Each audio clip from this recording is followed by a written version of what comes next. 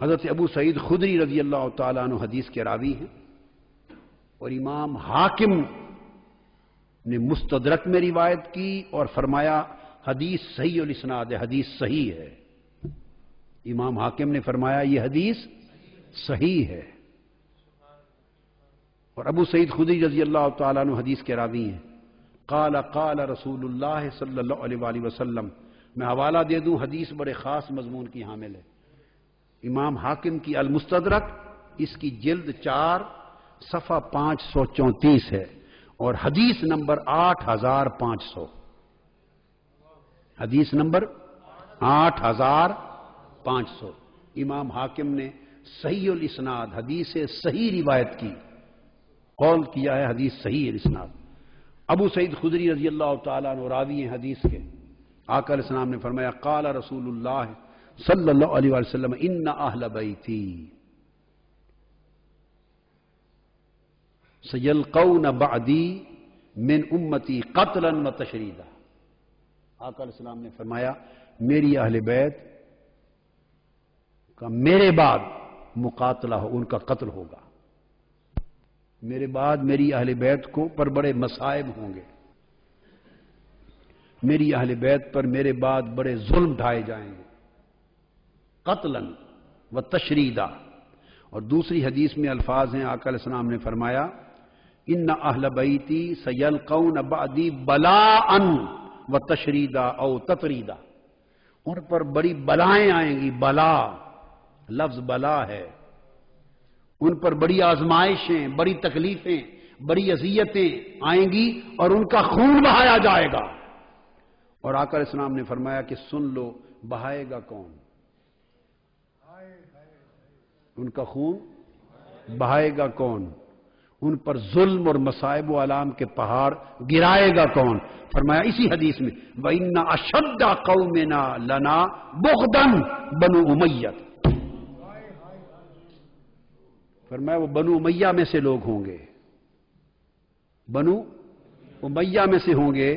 فرمایا اس طبقے کو میری قوم، میری اہل بیت کے ساتھ بڑا بغض ہوگا،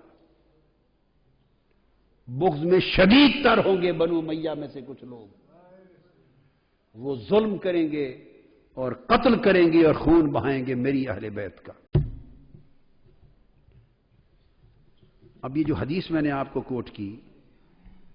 اب آپ تصور کر سکتے ہیں کہ اس کے بعد آقا علیہ السلام کی نگاہ پاک سے کچھ پوشیدہ تھا، کچھ پوشیدہ تھا، نشاندہی کر فرمایا وَإِنَّ أَشَدَّ قَوْمِنَا لَنَا بُغْضًا بنو امیہ، وہ بنو امیہ میں سے ہوں گے لوگ جو میری قوم یعنی میری قرابت اور اہل بیت کے ساتھ بغض میں بڑے شدید ہوں گے۔ ان کی طرف اشارہ کیا کہ میری اہل بیت پر، میری آل پر، میری اولاد پر، میری قرابت کے ٹکڑے کریں گے، انہیں قتل کریں گے، ان کا خون بہائیں گے۔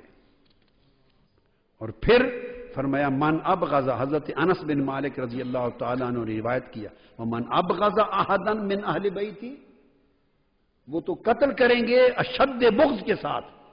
شدید بغض کے ساتھ میری اہل بیت کا خون بہائیں گے۔ اور فرمایا عالم یہ ہے کہ جس نے میری اہل بیت میں سے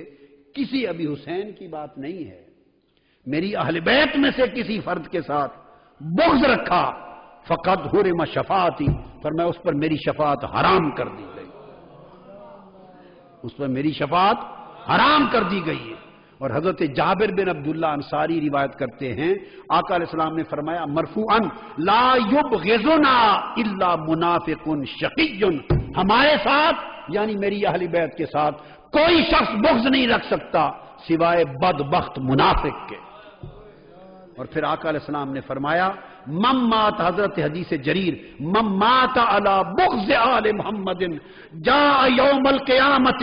مکتوب بین عینیہ آیس من رحمت اللہ، فرمایا جو شخص میری آل اور میری اہل بیت کے بغض پر مر گیا، جب قیامت کے دن اٹھے گا اس کے ماتھے پر لکھا ہوگا کہ یہ خدا کی رحمت سے محروم کر دیا گیا ہے، خدا کی رحمت سے محروم کر دیا گیا ہے۔ اور آقا علیہ السلام نے فرمایا، حضرت ابو سعید خدری روایت کرتے ہیں، آقا نے فرمایا والذی نفسی بیدہ لا یبغضنا اہل البیت احد الا ادخلہ اللہ النار، خدا کی قسم جس کے قبضہ قدرت میں میری جان ہے، کوئی شخص ایسا نہیں جو میری اہل بیت سے بغض رکھے اور اللہ پکڑ کے اس کو دوزخ میں نہ ڈال دے۔ جو میری اہل بیت سے بغض رکھتا ہے اللہ تعالیٰ اسے دوزخ میں ڈالتا ہے۔ اور آقا علیہ السلام نے یہ بھی فرمایا،